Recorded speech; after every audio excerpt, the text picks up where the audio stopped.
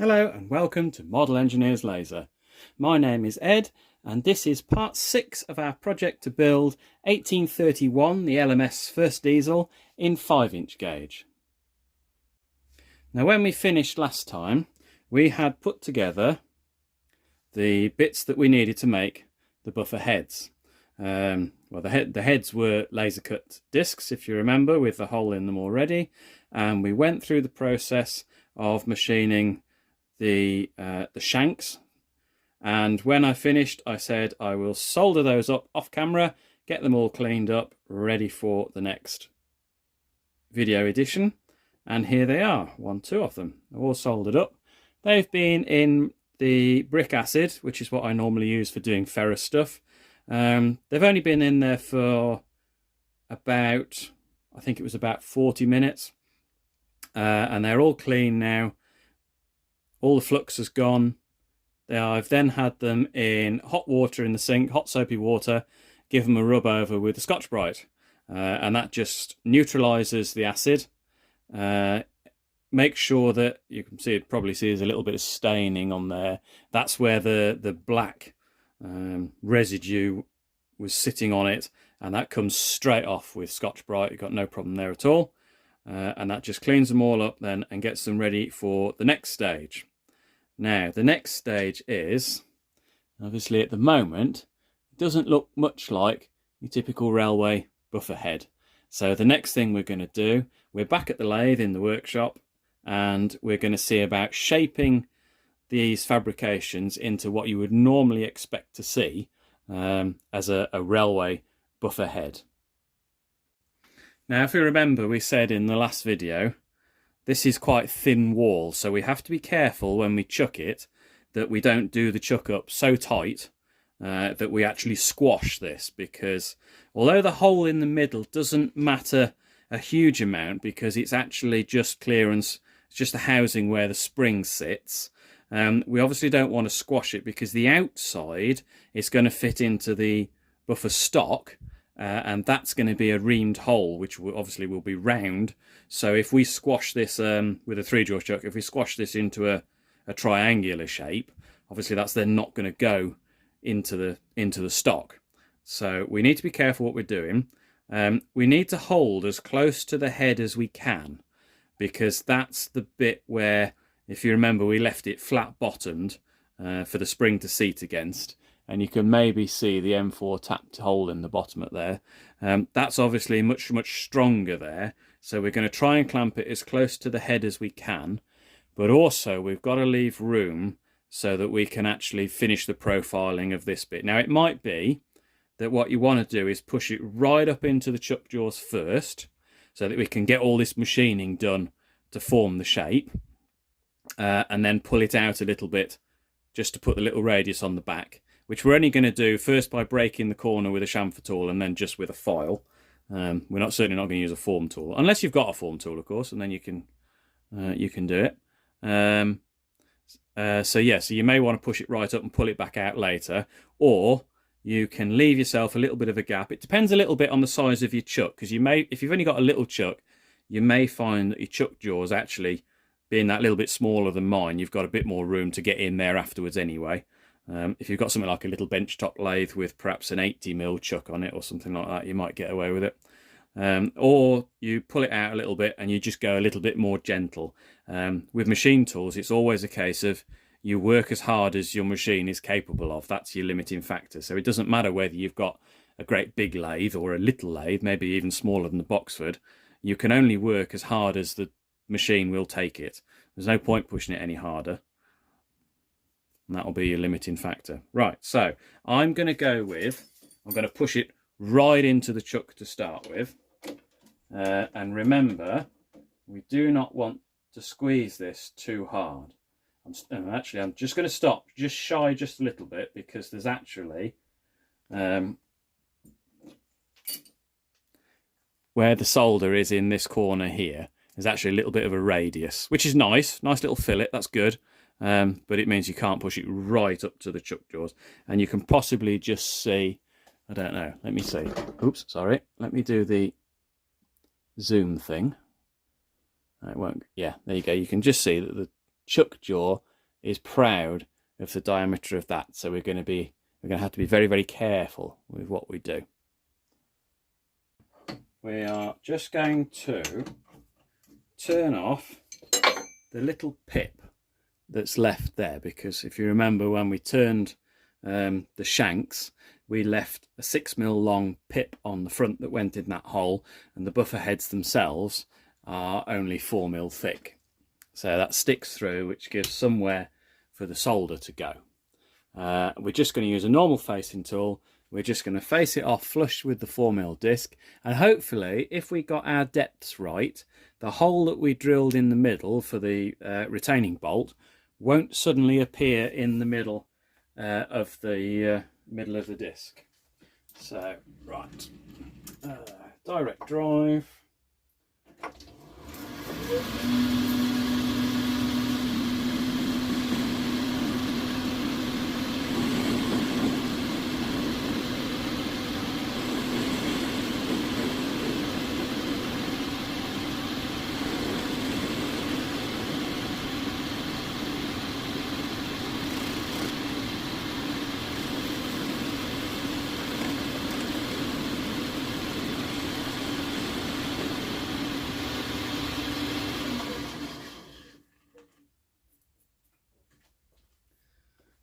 There we go, all good. And the hole didn't appear in the middle, which is good. So I've just took a skim right down the whole face, and that just establishes the front face of the buffer, what we call Z0. And then we can work from that. Next thing we're going to start doing is forming the curved shape on the front. Just zoomed you out a little bit. Now, if you can see that, this is how I'm going to start turning the shape on the front. Now, the reason they have this is to minimize the contact point, and it's to help with cornering, so that you haven't got two great big flat discs that are pulled up tight, and when one vehicle wants to go round a corner, they can't slide one past the other. That's why they have them. So what we're going to do, I'm going to set the readout up, and I'm going to turn back in 0.2 mil steps, or 8 thou, and I've worked out on the CAD for every 0.2 step back from the front face what diameter I turn down to. Now it does ignore any tip radius that are on your either on your high-speed steel tool or on your carbide inserts, but we're going to go in and finish this manually later anyway, so you can kind of ignore that a little bit. If you've got the option of a CNC lathe, of course, you can just pop this into CAD and you can set it up to just turn it complete all in one go. I haven't got CNC lathe, although I have a CNC mill, so this is the old-fashioned way for me. Okay, so we're almost ready. We've got the 0 set on the digital readout, and what I haven't done, which I really must do, is finish fitting the digital readout to the diameter on this machine, or the x-axis. I'm still doing that with the dial on the cross slide. So the first thing I've had to go and do is go and convert all these diameters into distances from the top, which I have done there. But not only that, my drawing is in metric and my lathe is in imperial, and the cross slide dial is in radius, not diameter. So I've worked out all the figures that I've got to go for, and what I'm going to do is we're already set at Z minus 0.2 millimeters, and I've got to wind in 425 thou on the first cut, 344 on the second, 281 on the rest.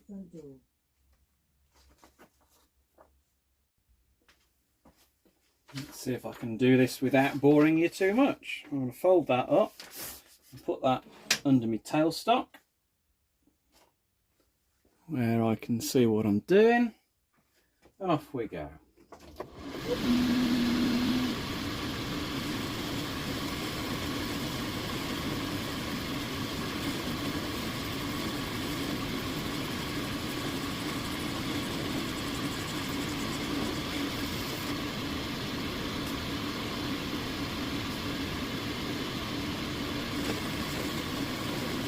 $100, 200, 300, 400, 6,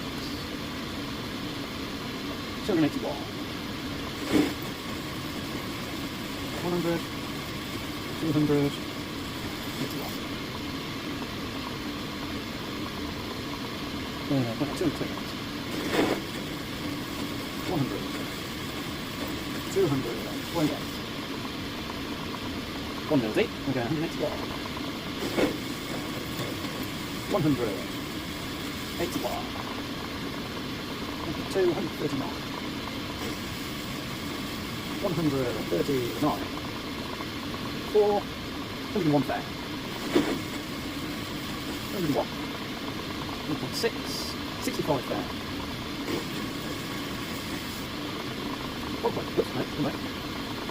1.8. 35 there. 35 tall. That's one at 2 mil. Just 23 there.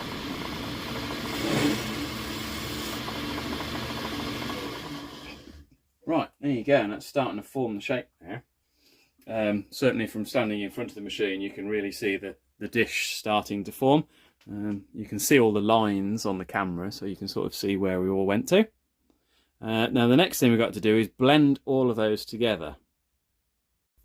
And the way we're going to do that is quite simply with the trusty file. Now, much care needs to be taken when you're doing this. There's lots of various videos on the internet, on YouTube, that describe. Joe Piezinski's got quite a good one on his channel, but obviously care to be taken. No loose clothing, no silly bracelets on wrists or anything.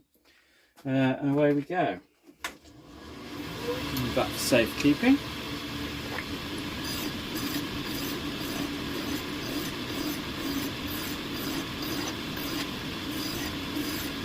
Oh, and of course, always use a file with a handle.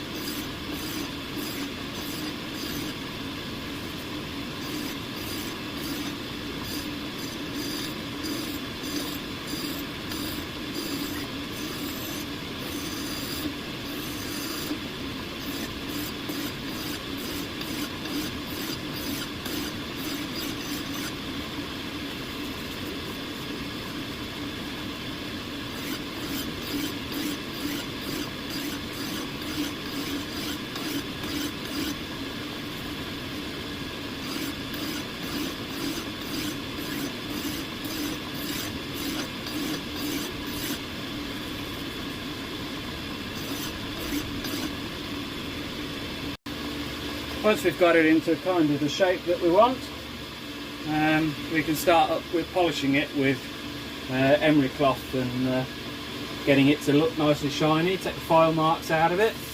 Again, you've got to be very, very careful what you're doing on a lathe.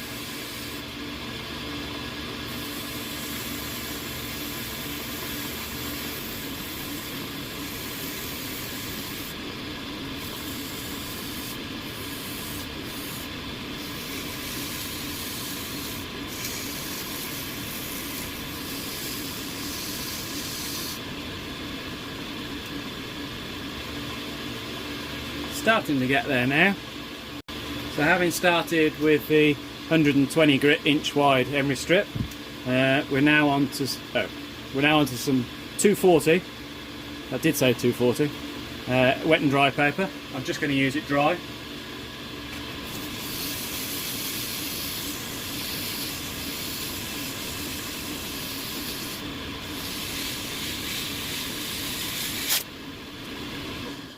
What's that bit?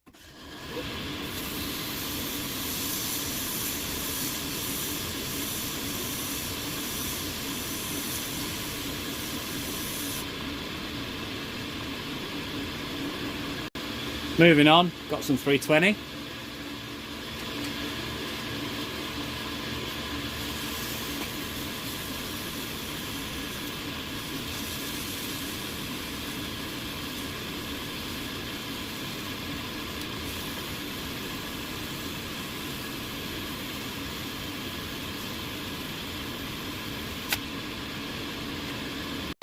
Annoyingly, I seem to have run out of anything between 320 and 1200.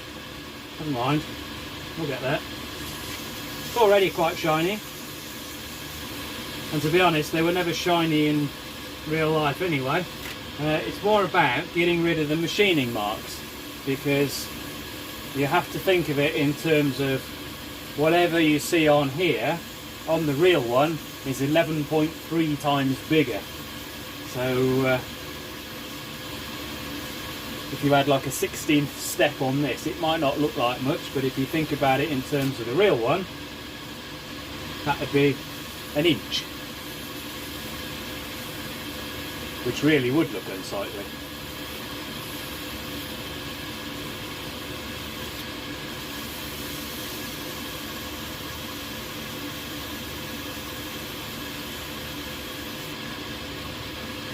Right, there we go. I think that'll do.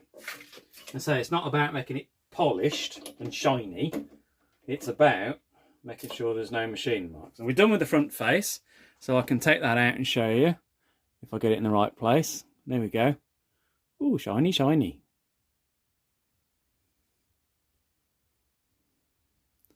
You can see there is a line. Focus, please. There we go. You can see, come on, focus. There we go. There is a line of gold-ish where the silver solder comes through. Depending which way you point it. Now that's the very, very slight downside of using a fabrication method. And you can see the solder on the back of it, but in all honesty, it doesn't bother me, because after a very short time, they'll be all dull and matte anyway, and the whole thing will change appearance and might even go rusty, and who knows. But anyway, there's the first side. Now the only thing left to do to finish this off, we need to just go in and put this full radius on the crown, on the tip. Now we've got a little bit of a burr that it's pushed up on the back, because I skimmed the top to make it all nice and round. I did that as I was setting the readout and the scale and the compound cross slide up. So as I was saying earlier, we're going to hold this out of the chuck a little bit, and then we're not going to squeeze it too much because we don't want to distort it. You certainly don't want to heave down on it. I've got my 45-degree chamfer tool, which we're going to put into the tool post. If I can find my key, there it is. Turning tool out. What I'm going to do with that is I'm just going to go in, he says, can I get in there?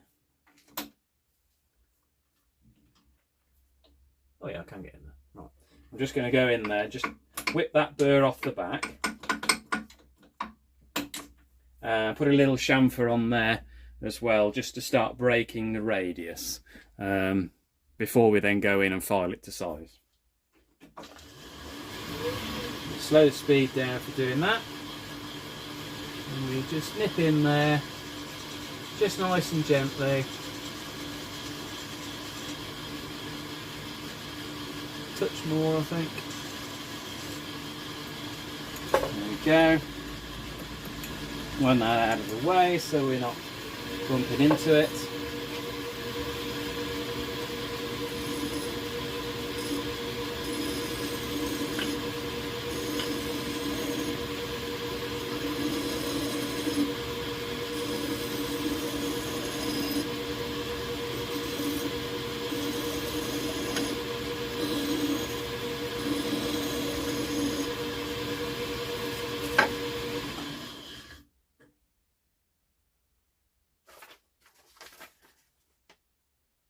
If you put a piece of paper behind it like that, a nice piece, bright white piece of paper, you can see more clearly the shape that you've formed. That looks pretty good at that. So I'm just going to go in now. There's no burrs on there.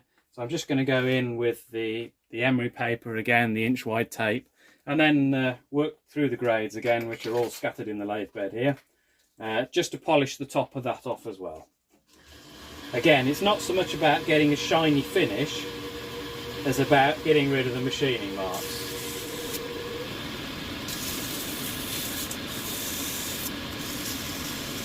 And blending everything together nicely. There's that one, where's the 240? 240.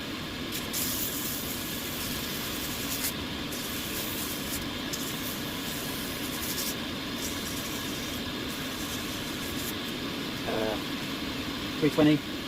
2320 done.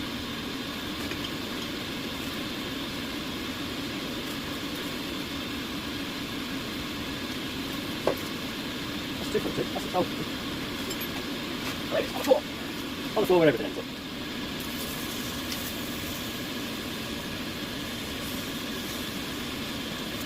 And then touch it up with 1200 just to finish off.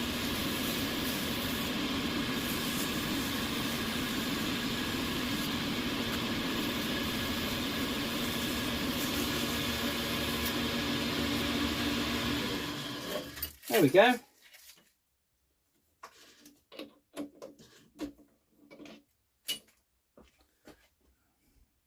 Now you might be able to see if I hold it up against the blue. I don't know whether you can see that or not, but anyway, there you go. So that's the first one done. Now I'm going to do the second one.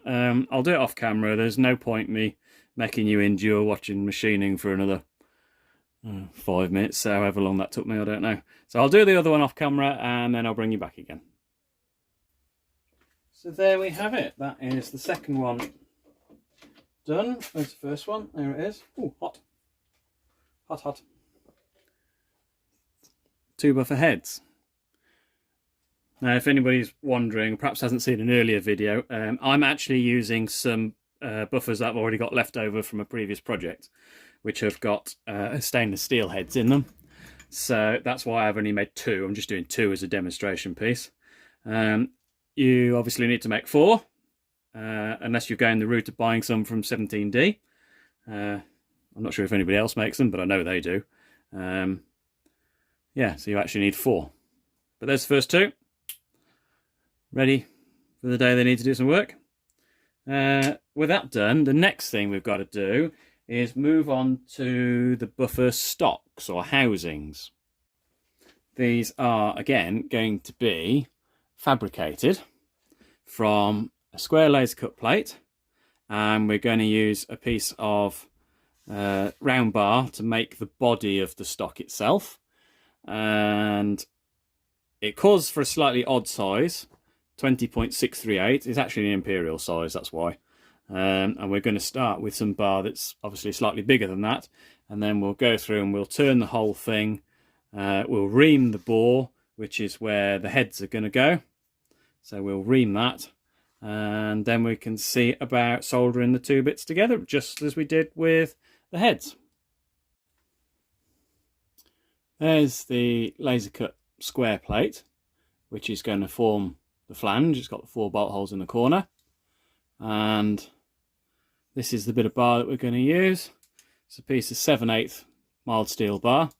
There's enough there to get 2 out of.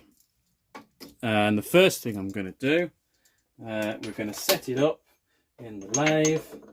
I'm just going to face the end square, and the first thing I'm going to do is bash a 1/2 inch hole down it to take some of the metal out. And once I've done that, then we can start looking at the turning.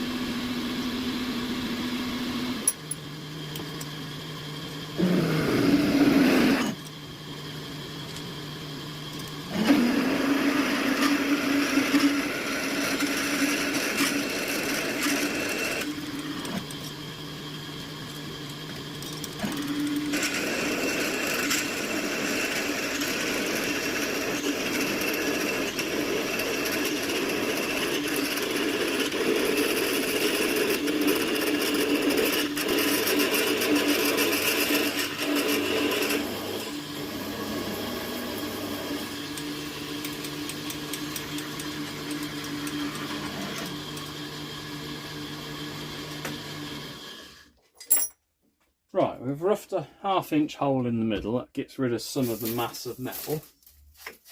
And also, we're drilling...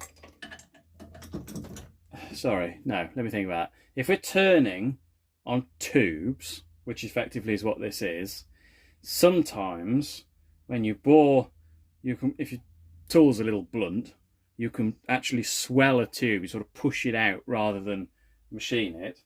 And the same with when you're turning it, you can collapse it slightly. So what I've done, I've bashed that hole in it to get some metal out first. We're going to rough turn it next, and then we'll start looking at finishing it. Okay, so if we have a look at the drawing, we can see the overall length is 31.75, which is 1.25 inches. We've got a 2.5mm length on the front. That's what fits into the square flange. And I haven't put a diameter on that drawing, so I need to go and check that. And I also haven't done a diameter of the body, so I need to go and check that as well. By the wonder of technology, we're back in a flash. There we go. I've also converted it to imperial for this lathe, so we can get on and turn that now. So we're going to rough it out first. So we've got to go to 641 thou on the front. So if we take that to 700, and then down the main body, 718, probably go to 750, 3/4 inch. And just get the metal off it to start with. I put those safe before I lose them.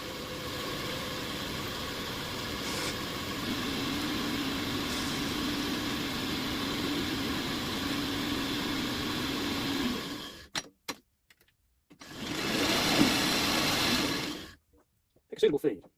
What do we got? Feed? No, we only got 20 thou, do we?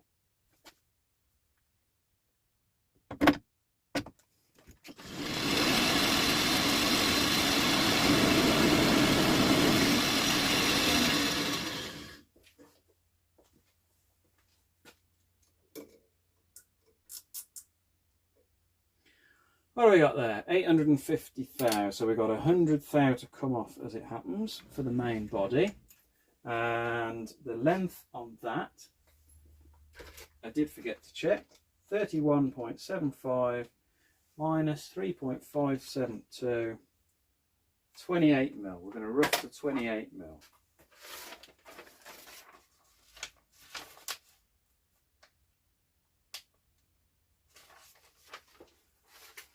Right.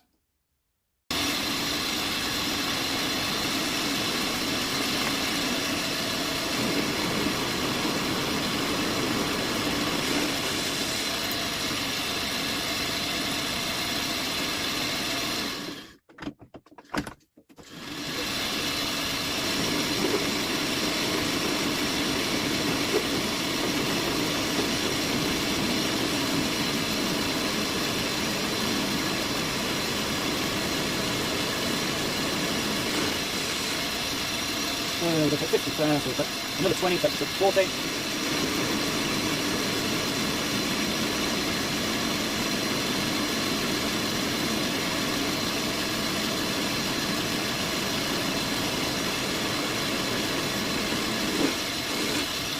We'll have a quick double check in case you're wondering. Yes, that tip has seen better days, but because we're only roughing out, it's a waste of time to change it. That's 760, so it's 10 thou to come off to hit the target. It's only roughing, so it doesn't actually matter that much. But I'll take 5 thou anyway, which is 10 on diameter.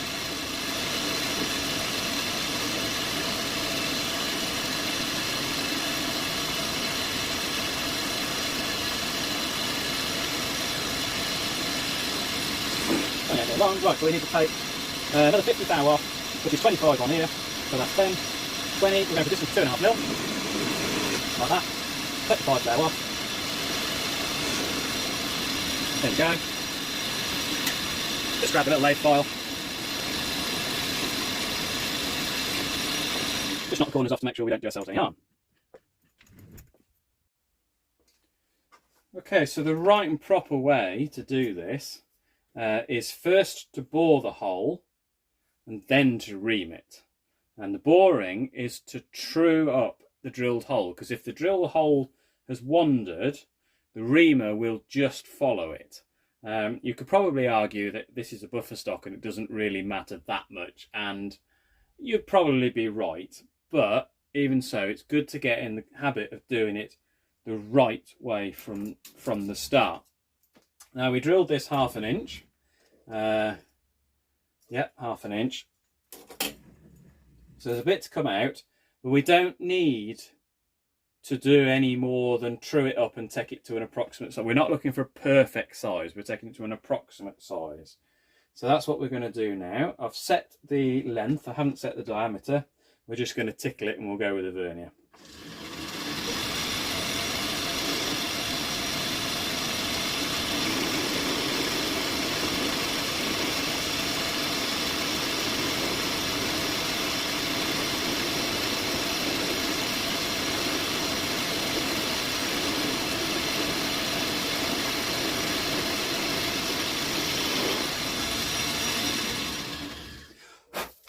There we are, I've bored it 35mm long, which gives us a little bit of room for the lead on the reamer. And we are at 13mm there. Should we convert that into English because it's an English lathe? 510. Says what, 60 thou to come out. So if we take another, I'll take 10 thou on this. That'll take 20 thou out of the bore.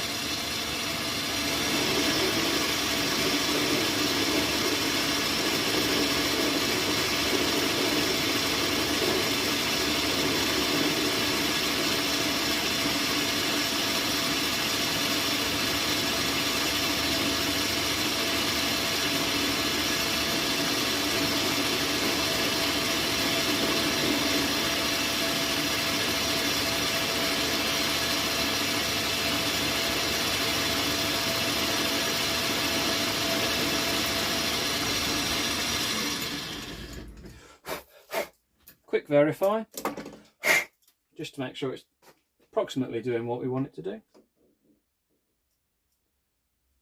530. Double check, just to make sure you haven't got a figure in your head. 562. Yeah, there's 30 thou to come out of there. So I'm going to take another 5 just as a finishing cut, and then we'll ream. That's 5 thou on there, so that's 10 thou in the bore.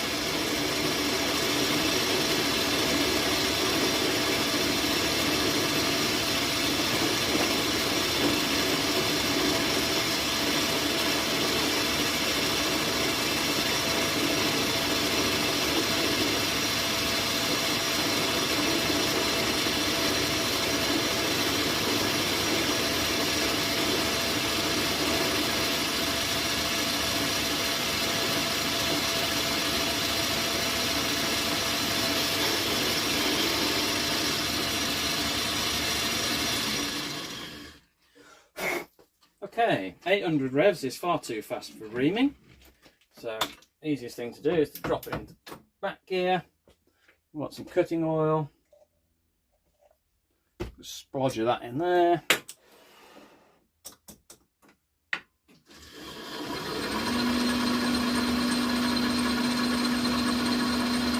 That's more like it. This reamer has seen better days, but hopefully it'll be alright.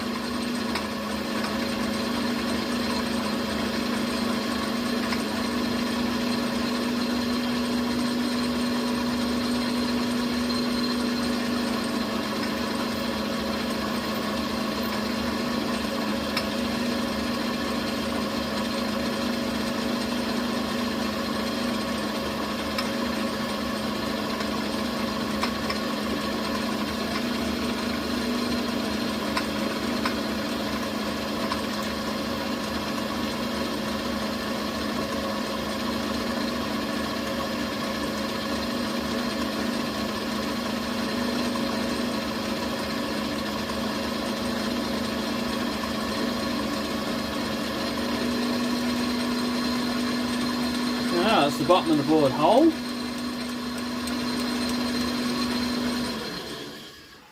Get that out of the way.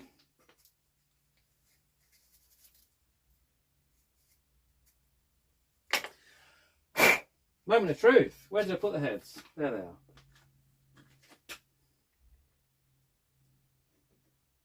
Oh, it's a little bit tighter than I'd like that. But I'm not going to try doing anything about it just now. What we'll do is we'll finish the turning and we'll finish the soldering, brazing this onto the square back plate. And if it's still tight after that, then we'll have a look at doing a little bit of polishing, I think. So, we need to see about finishing turning it now. Okay, so finished turning time.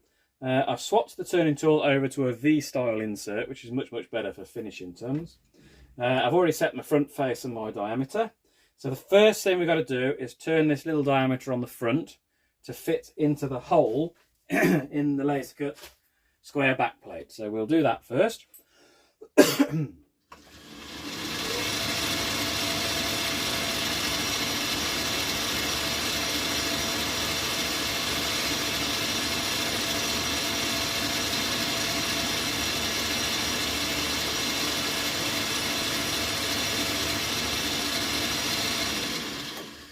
In theory, that should have 20 thou if I've got my maths right. Let's have a look. What are we on? That's 650, 665.665 minus 0.641, 12 thou, yeah. We'll just take 10 thou.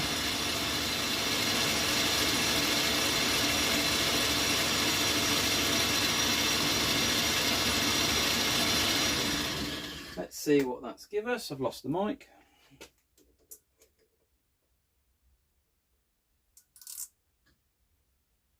$620. That shouldn't fit, in theory. Oh, hello. I got that wrong, didn't I?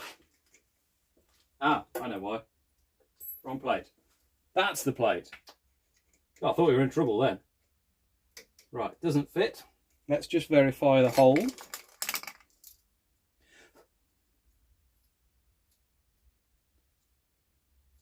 Fancy picking the wrong plates up, I don't know. 641. Yeah, that's what we're aiming for. So, in theory, there's another 5 thou there. 2.5 on the radius, so we'll just pop that off.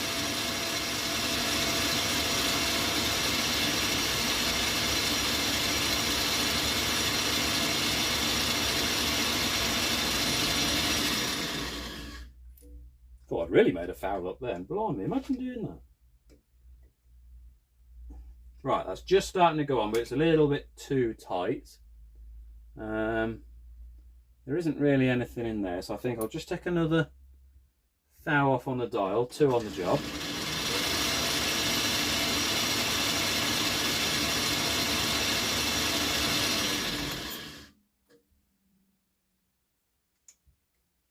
There we go. So that's all ready for soldering on there now. So the next thing we've got to do is turn the main body. Just take that back to where my 0 was, which is there.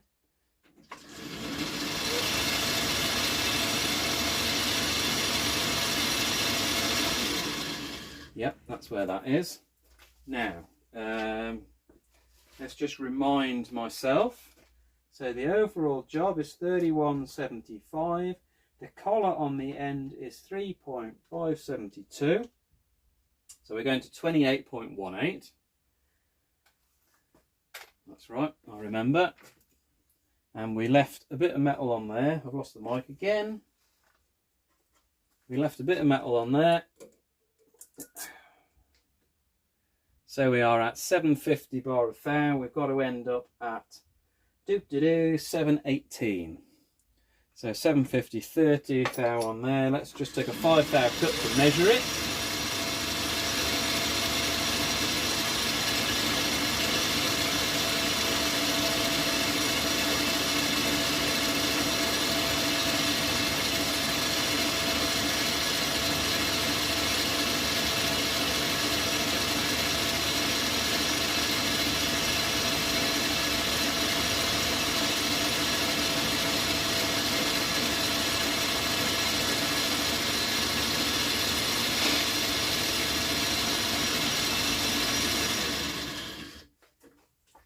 shouldn't retract the tool down the job, but we are only measuring it. What do we got? 725, 35, 736. Double check. 0.736 minus 0.718 divided by 2. 9 thou to come off. We'll do that in one go. So let's see. That's 5. That's 9. This diameter doesn't actually do anything, so it wouldn't actually matter if the size was a little way adrift. But always aim for the best.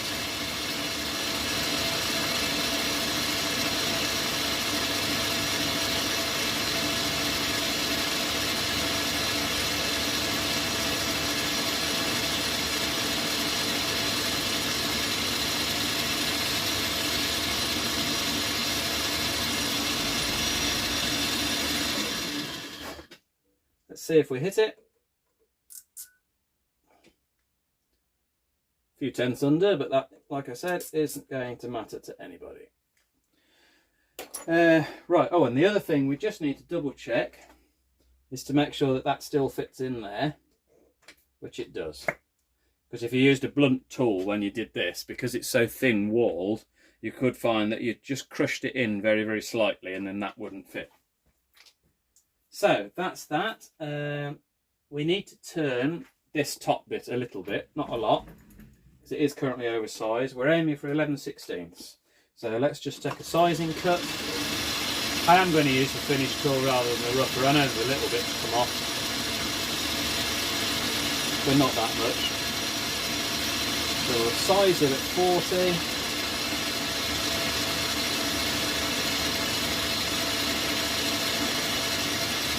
That's more than enough.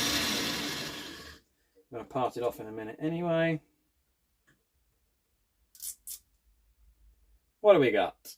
850, 865, 0.865 minus 0.8125 divided by 2. 26 thou to come off. On radius.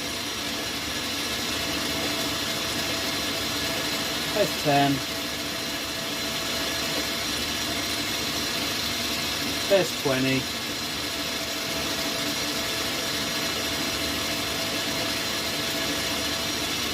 And I'm actually going to leave it at that, because what we're going to do is we're going to part this off and then flip it around so that we can put the radii on this collar on this end. I must do something about the lack of tool holders on this machine. I've only got 3. So I just took this over to the show blend, just parted it off. While I was waiting for that to cool down, I've just gone ahead and we've rough turned the other one. I've just reamed the bore. So I'm just going to finish machining that one off, and then we can have a look at doing the second op. Okay, I've finished the second one now. So we're going to have a look, while that's cooling down, we're going to have a look at finishing off the collar that's on this end. The real one is a casting. But what it is, what we're going to do, should I say, we'll put him back in the 3 jaw and leave a little bit sticking out. The first thing we need to do is machine it to length, which we know from the drawing is 1.25 inches. So there is, I didn't set the readout when I did this, 317, we've got to be at 250.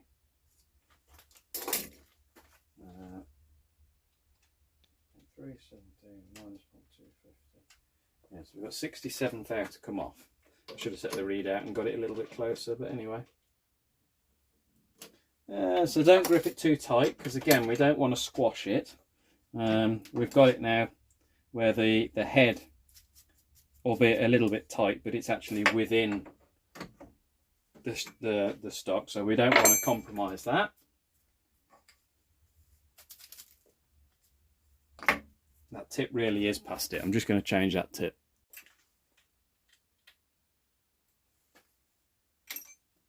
Right, that's better.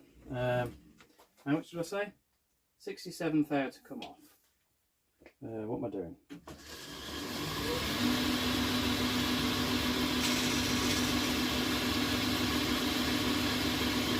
That will fit with this as well.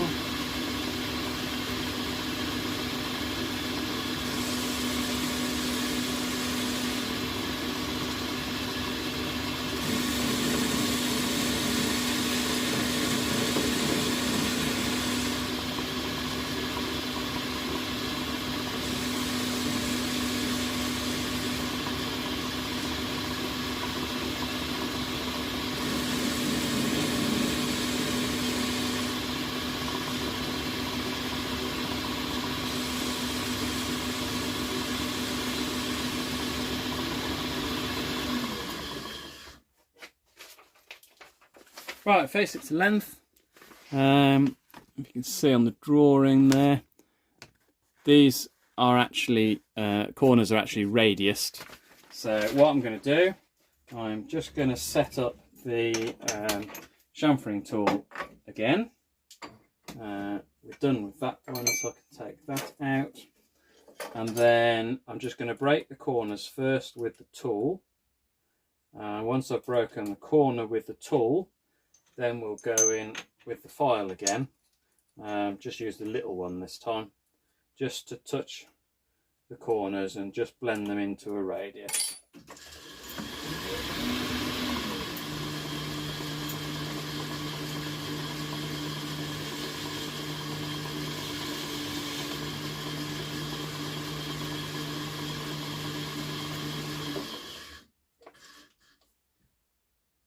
Oh bugger, can't get in there.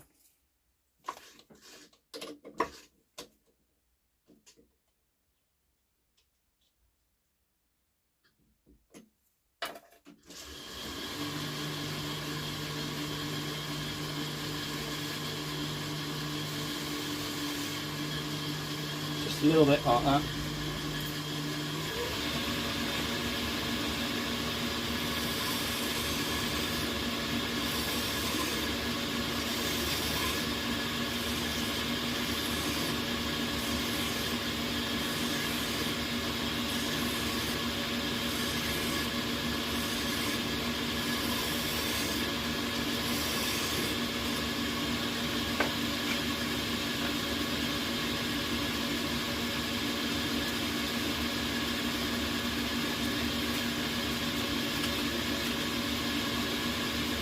I'll just give it a polish again to get rid of the machining marks.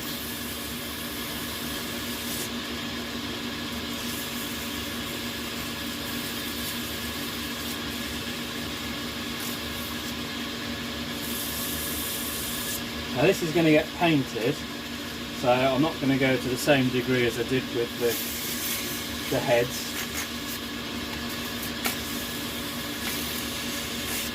If anything, you don't want an actually polished finish on these because you'll have a job getting the paint to stick to it. There we go, it's just broke the corners. Let me get rid of that before I hurt myself. Just need to deburr that.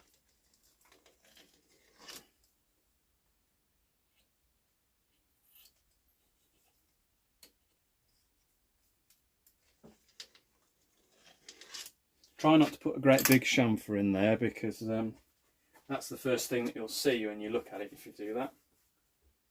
Right, quick check. Does he fit? He does. Look at that.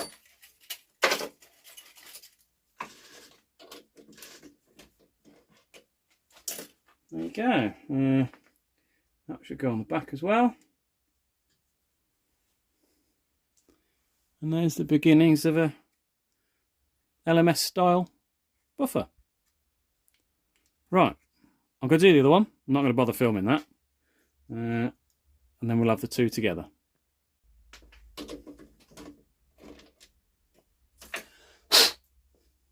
Right. There's that. There's that.